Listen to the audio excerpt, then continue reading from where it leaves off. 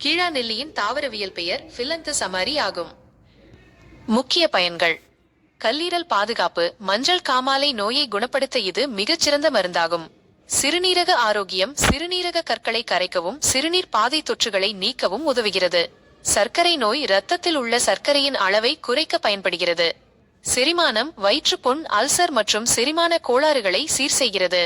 கல்லீரல் மீளுருவாக்கம், கல்லீரல் செல்கள் பாதிப்படைவதை தடுத்து மதுப்பழக்கம் அல்லது நச்சுக்களால் ஏற்படும் பாதிப்புகளை சரிசெய்ய உதவுகிறது.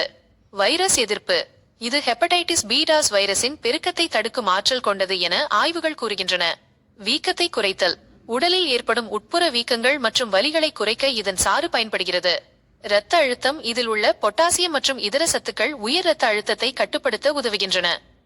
பயன்படுத்தும் முறை: 1. கஷாயம். செடியின் சமூலத்தை வேர் முதல் இலை வரை நீரில் கொதிக்க வைத்து வடிகட்டி குடிக்கலாம். 2. பேஸ்ட். இலைகளை மோருடன் சேர்த்து அரைத்து வெறும் வயிற்றில் உட்கொள்வது மஞ்சள் காமாலைக்கு சிறந்த பலன் தரும்.